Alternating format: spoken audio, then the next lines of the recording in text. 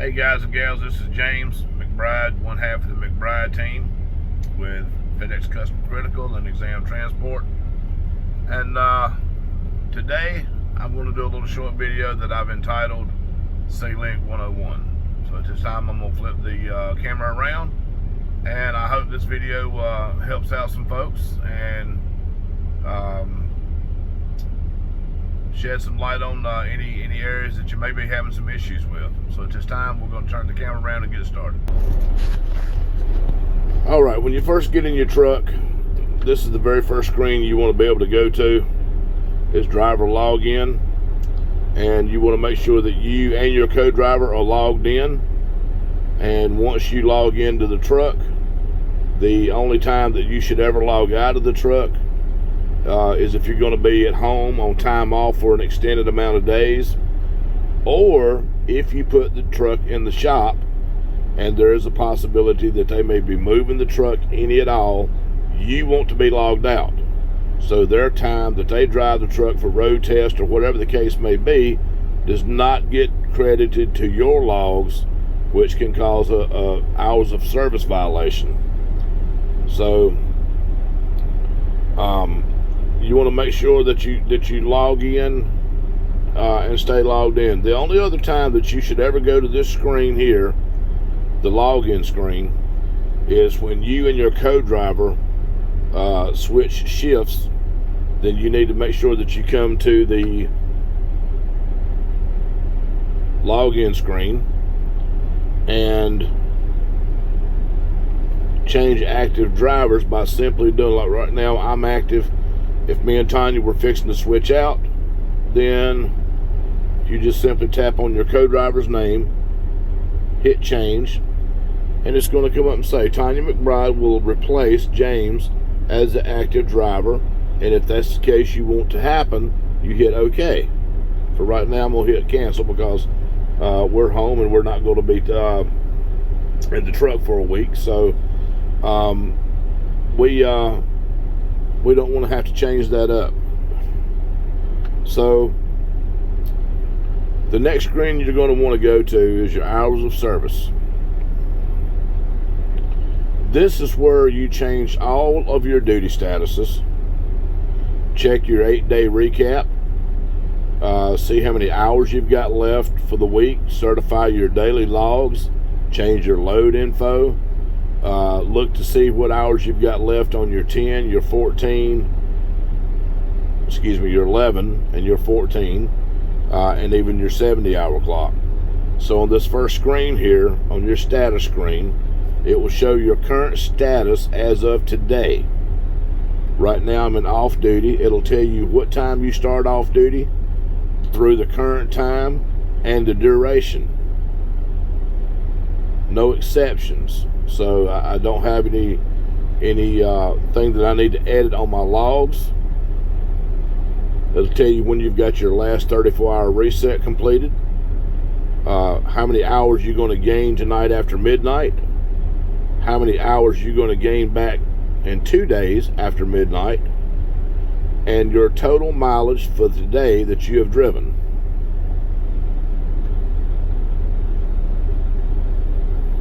You can go to summary and you can see exactly what you have left from today through your whole week, hours available. So on the 8-hour rest break, I've still got 3 hours and 28 minutes that I could work or drive before I would have to shut down and do a 30-minute break. After that 30-minute break, I'm going to gain the remainder of my 6 hours and 11 minutes of drive time that I have available for the day. On my 14-hour clock for the day, I've still got 7 hours and 5 minutes left available that I can work. Now, on this 14 hours, you can work past 14 hours a day in an on-duty status. You cannot drive after 11 hours of drive time. If you drive 1 minute past 11 hours, you're going into violation. And this very last one down here is your 70-hour clock, which you're allowed in an 8-day week And that may be kind of confusing because there's only 7 days in a week, but for DOT purposes, we're on an 8-day, 70-hour work week, which means you're allowed to work 70 hours in 8 days consecutive. So this is what I have left on my 8 days. So I've still got 31 hours and 26 minutes that I can work this week before I shut down and do a reset or start recapping hours. So you can go to clock, and it basically shows you some of the same information. You can go to graph, and you can actually see your graph as it would be on the old paper logs. This is what it would look like. You can go to day log, and you can actually get a written breakdown of each time you've had a change of duty status, who was the original driver, who was the active driver, where you were at when you had a change of duty status, the start time on that duty status, and the duration. You can go to 8 days, and this gives you a daily recap of what you've done per day for the last 8 days. Each night at midnight, this here drops, the very bottom one will drop off. It'll go away. So here, but since I just completed a reset, that's not going to come into play, but we'll do recapping logs on a different video. Certify, this is where you certify all of your logs, and you should certify your logs every day. It always prompts you to solve. The C-Link automatically prompts you to certify your logs each time you do a driver change, and you need to make sure that you certify those each day. This last column here is your load column, and what you want to do is make sure that you, since I just finished this load this morning, this is what the screen will look like when it comes up for a new load. So right here, you want to, this very first block, you want to put in your load ID number or your pro number. You can start it for this date. If you know you're going to deliver on the 14th, you come down here. You can change the date so you don't have to do this every day. Come down here for bill of lading number. That's the same thing as your pro number, unless you have a separate bill of lading from the shipper that was provided and it has a different number. Some of our customers use a FedEx copy of a bill of lading, so they already have our pro number on it. Some print out their own bill of ladings, which will have a different bill of lading number.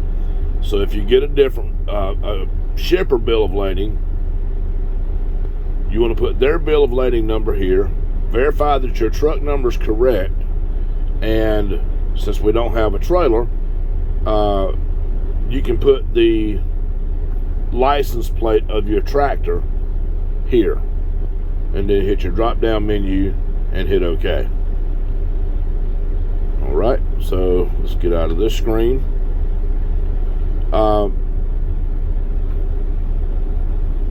Each day when you log on duty, at the start of your shift, you should go here and hit change, go on duty, and I'm just going to show you this, but I'm going to cancel it out at the end.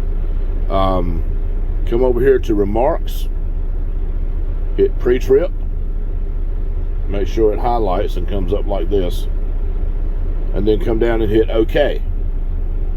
And at that time, you want to get out of the vehicle, do your pre-trip inspection, very thorough pre-trip inspection, to make sure that your vehicle is in safe operating mode, for your shift. After you do your at least a minimum of a 15-minute inspection, and if you do any shorter than that, you're probably going to get a message or a phone call from the safety department, because it's required by Department of Transportation to do it at least 15 minutes. They consider that to be an adequate amount of time to do a pre-trip. If you spend more time on it than that, no big deal. It just means you're being thorough, and you want to make sure that your vehicle is safe to go down the highway, to keep yourself safe and, you know, the rest of the motoring public. So once you get all of this done and you've done your inspection, get back in your cab, go right here to vehicle inspection, hit new VIR. Whoever the active driver is that's doing the inspection, your name's automatically going to come up along with your tractor number. Trailer ID, you need to remove that since we don't have a trailer. Hit next.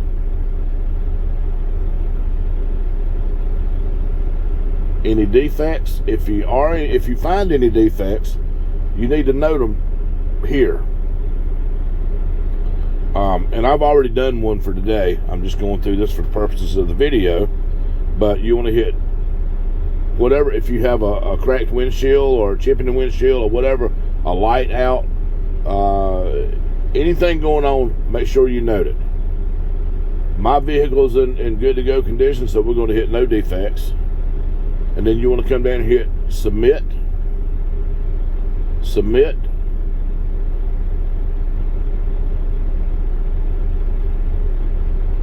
And then done.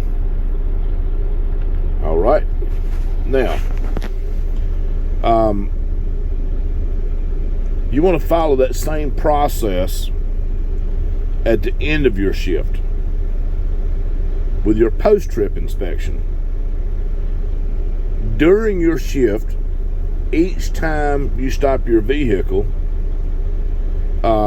if you're stopping for business purposes or anything truck related, you need to be in an on-duty status.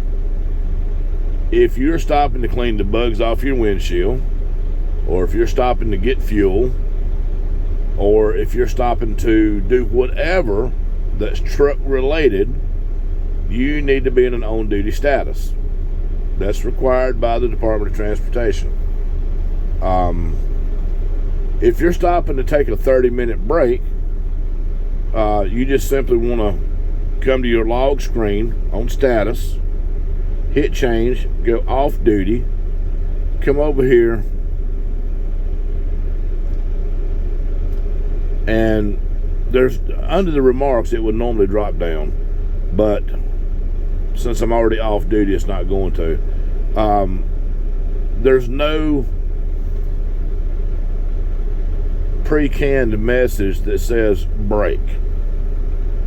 So you can just go off duty, make sure you're completely off duty right here for 30 minutes, and then you have met the requirements for your 30-minute break. Now, you can do your 30-minute break on duty, but there's really no need to do that because you want to try to save as much of your 70 hours for the week as possible, and then there's no issues at some point later in the week that you may that 30 minutes may help you out of a tight spot if you're getting slim on hours. But to do your 30-minute break, you just log off duty. Make sure you stay for 30 minutes, a complete 30 minutes, and then you can take off. It will automatically switch you back on duty once you start driving again. You don't want to do your 30-minute break too early in the 8-hour period, because then you'll end up having to do another 30-minute break.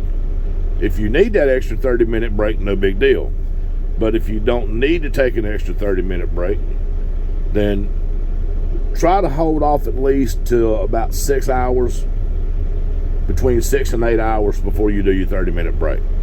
That way you're not required to do a second one.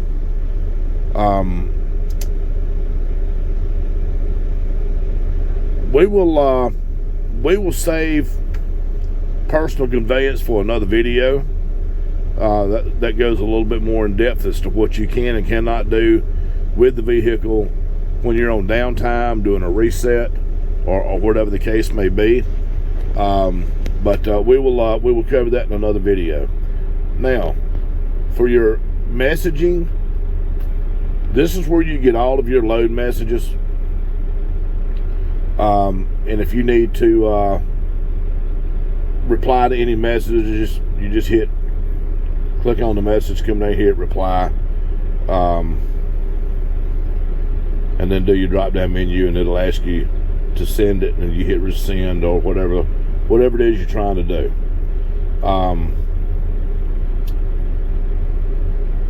Every time you arrive at a shipper,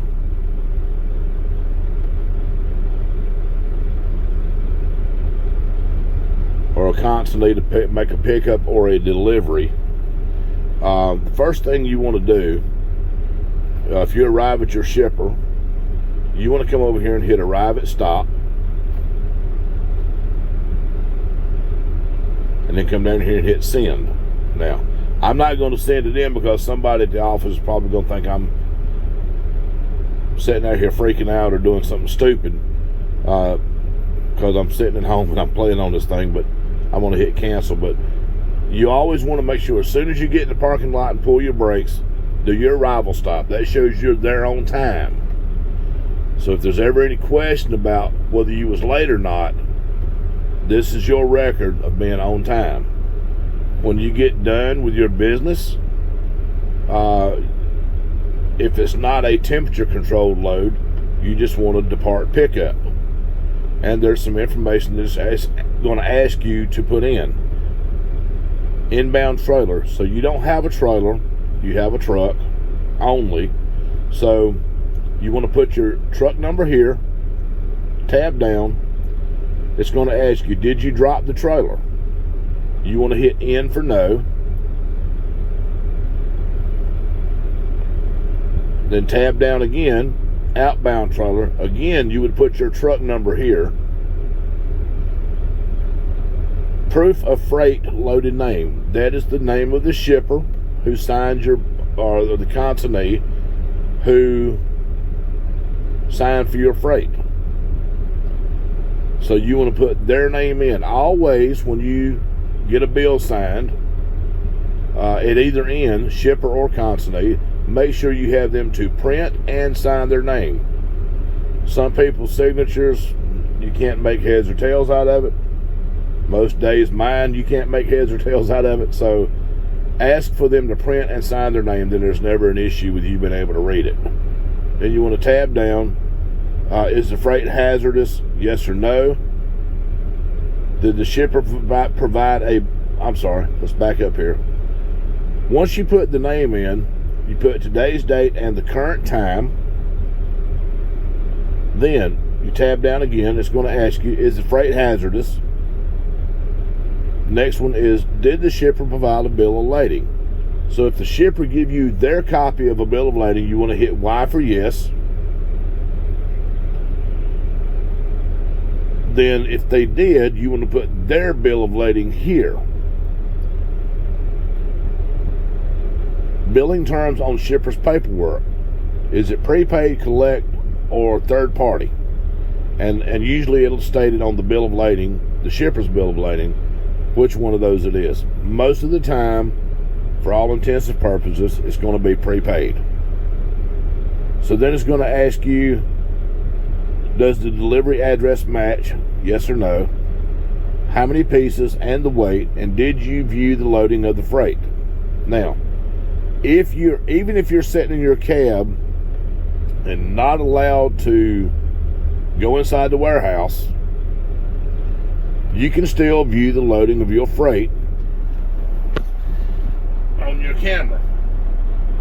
There is a camera in the back of the trailer, in the back of the truck, usually mounted right under the reefer unit, that you can set and watch someone going off in and out of your box with a forklift or a pallet jack or however they're loading, and you can sit and actually view that without having to be inside, which is another good thing, because if they run a forklift to the side of your truck and damage it, then you've got proof of it that you can get it taken care of and charged to who done the damage, and you not get charged for it. So that's dual purpose. So always watch what's going on back there if you're not allowed on the dock. Number of pieces and the weight. Did you view the loading of the freight? And if they have a seal number, is the freight secured? Yes. And if yes, how? So if you used bars and straps, you want to put bars and straps right here. Last thing is, do they have a seal number? Yes. If you got a seal, put it down. If not, put none. And do you have a co-driver? Yes. And do you have a passenger?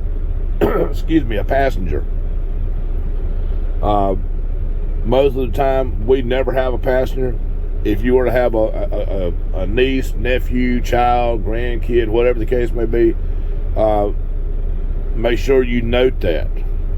Okay, don't try to not be forward with all the information, because some point in time that could always come back and haunt you. If you do a temperature departed load, a lot of times you're not going to be able to do this on the ceiling for a temperature controlled load. Sometimes you can, especially at the shipping end. Most temperature controlled loads you have to actually do by the telephone.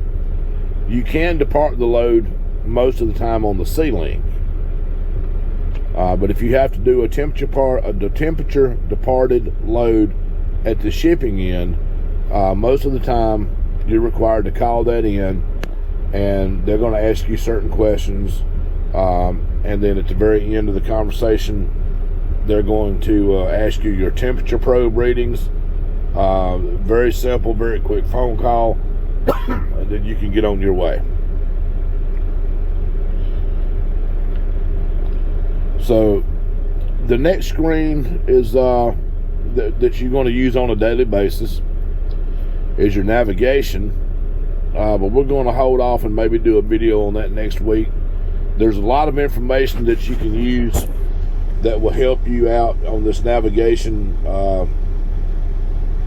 app that we have on the C-Link, and it can be a lengthy video to go through, so I'm not going to do that today, but I hope that a little bit, and if I went through it too quick, I do apologize, but the video's there if you ever need to go back and reference to it, and some of you have got my phone number, so if I can be of any help ever, don't hesitate to call.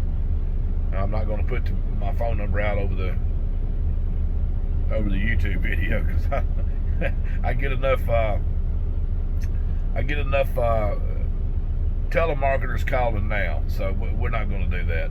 But anyway, folks, I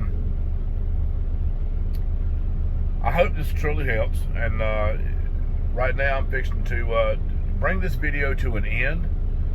Me and Tanya just arrived at home here in Myrtle Beach, South Carolina, and we're fixing to take a very well-deserved week off.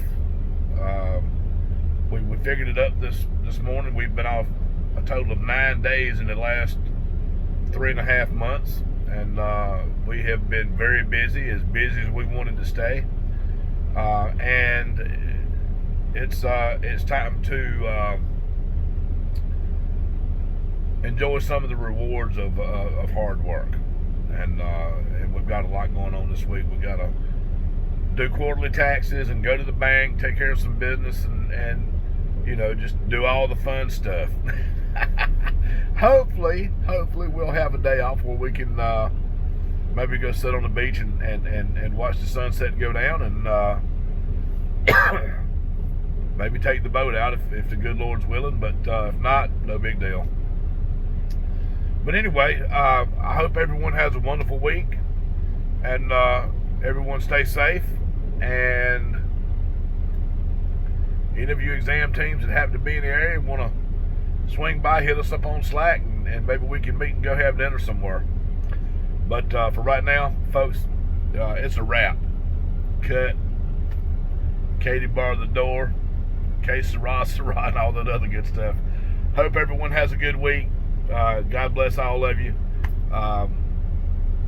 Keep the rubber to the road and the roofs and the sunny side. See, I done messed it up again. Keep the rubber to the road and the shiny side up. We'll catch y'all later. Bye.